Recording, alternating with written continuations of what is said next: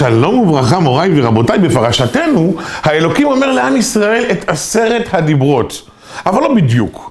את הדיברה הראשונה של אנוכי השם אלוקיך אמר השם יתברך בכבודו ובעצמו לעם ישראל, מה שגרם להם להיפטר מן העולם מרוב פחד משמיעת קולו של השם יתברך. מיד לאחר מכן הגיעו מלאכי השרת, פיזרו עליהם טל דחייה ודידו אותם חזרה לכיוון הר סיני, ועל כך אמר הכתוב מלכי צבאות ידודון ידודון. מה קרה מהדיברה השנייה ואילך? האלוקים אמר למשה בשקט את הדברים, ומשה אמר אותם לעם ישראל. אז רק רגע, ריבונו של עולם, אם אתה כל כך מחשבן לעם ישראל, ולא רוצה שיקרה להם איזשהו נזק, מדוע את הדיבר הראשון היית אמור לומר להם? למה כבר אז לא הענקת למשה את הזכות לומר בשמך את האנוכי השם אלוקיך? יש פה שני דברים.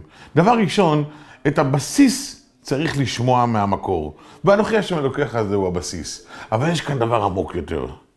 אם פעם אחת עם ישראל יבין מיהו הקדוש ברוך הוא, אני יכול להיות רגוע בהמשך הדרך. אבל אם אני ארפד את חייהם בצמר גפן, ואעניק להם את הזכות לשמוע זאת מכלי שני ושלישי, בכדי שלא יחושו בכל רע, לעולם הם לא יבינו את כוחו של השם יתברך. פעם אחת מותר למות בכדי להבין מיהו השם יתברך, והמלאכים כבר יעשו את יתר העבודה, יחזירו אותם חזרה לחיים ויעניקו להם את הזכות לשמוע את הדיברות היתרות. מוריי ורבותיי, זה נכון לגבינו, זה נכון לגבי החברותה, זה נכון לגבי השותף, וזה נכון בעיקר לגבי הילדים.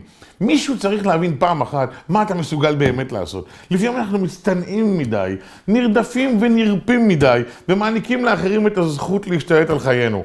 פעם אחת תדפוק על השולחן כאשר מזיקים לך. תראה מה אתה מסוגל לעשות. תסתכל בתוך העיניים ותאמר, על כך אני לא עובר לסדר היום. ומכאן ואילך, יתר 9 הדיברות יזרמו מעליהן ויוכלו לעבור גם על ידי שליח. ברוכים תהיו.